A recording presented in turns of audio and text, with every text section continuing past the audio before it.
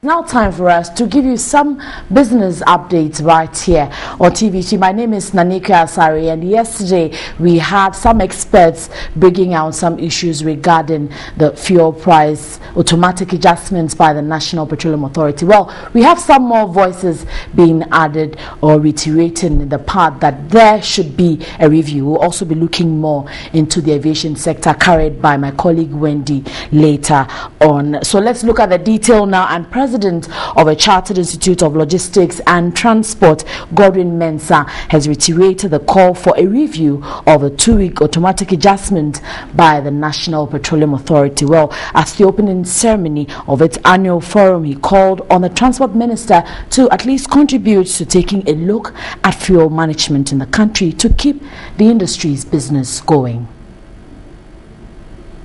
As logisticians, I think that the incessant fuel price increases will tell on our profession as logisticians and transporters, because our vehicles cannot move without transport. Logistics matters cannot be dealt with without transport. And where fuel increases have become instantly every 2 weeks, in fact, it throws away whatever planning that we have done. And what I want to plead is that I think we should be holding a certain conference as to how to handle issues pertaining to fuel management, especially in our country.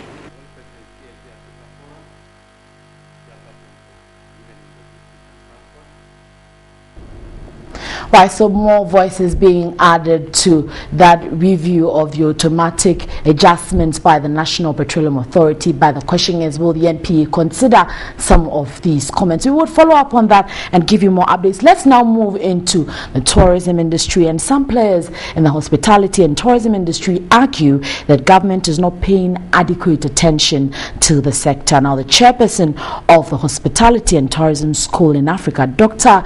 Joseph Mensah Ansah, linked the challenges in the sector to government's lukewarm attitude. In 2013, the tourism industry contributed 4.7% of Ghana's GDP, earning the nation some $1.9 billion and employing about 319,000 people. With a growth rate of 10%, about 5 times more than that of the agricultural sector, the industry is believed to have enough potential to alleviate unemployment, especially among the youth.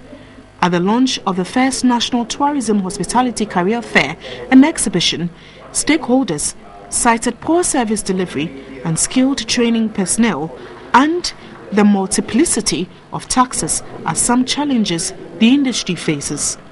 He charged government to invest more in the industry, as it has the potential of creating more employment avenues for the youth. Way forward is for government to give it more attention, government to give it more, to resource the ministry, resource GTA. We need a training institution that will set the standards for the other establishment to follow.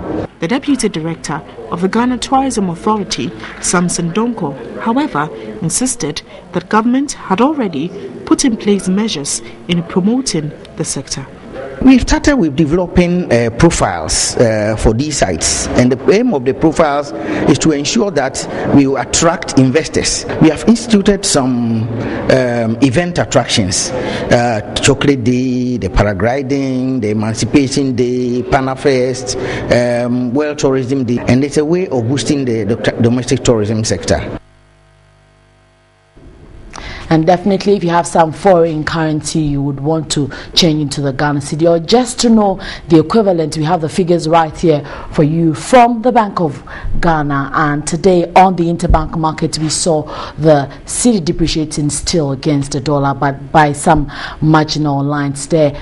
But rather for the euro and the pound, there was a little offset there, some little appreciation there for the Ghana cedi. Let's quickly look at how it traded against the dollar on the interbank market this morning. Well, okay, let's look at the euro before we take a look at the dollar. Trading against the euro today on the interbank market is 3 Ghana cedis 47 pesos for the cedi. Yesterday we had it trading at a little about 3 Ghana cedis 49, or we had that for the euro. 3 Ghana cedis 47 is still for its buying price, definitely with some little changes with its pesos. And let's look at how it traded against the dollar there, depreciating.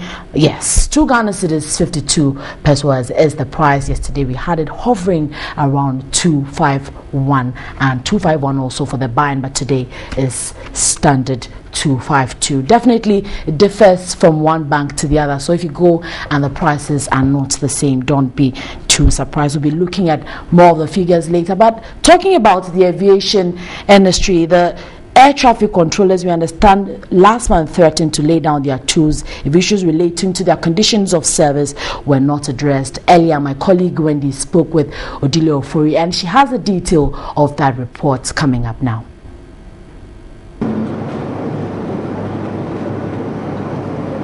GATCA sent a letter to me about a month ago demanding a few issues, and as per the governance system, we forwarded a letter to the board to address the issues and bring up the solutions to the concerns that they were raising.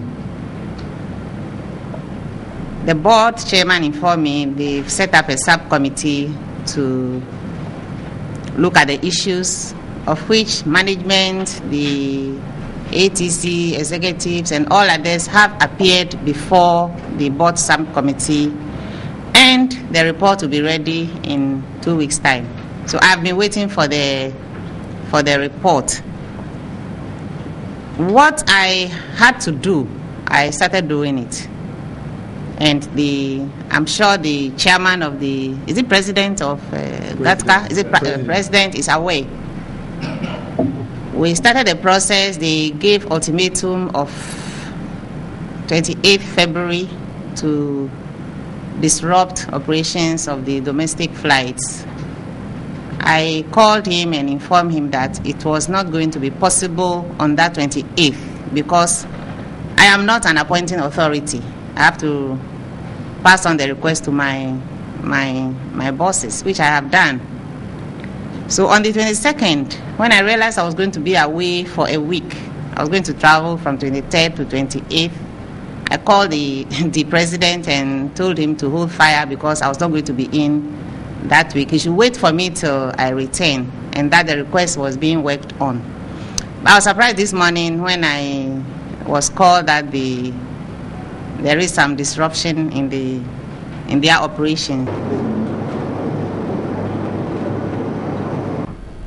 Transport Minister Jifati was there in a crunch meeting with stakeholders. How would events turn around? Would the conditions of service of these air traffic controllers be dealt with? We will bring you full updates on that later on in our subsequent bulletins. I'm Nanika Asari. We have sports next with Joel Champo. Midday Live continues.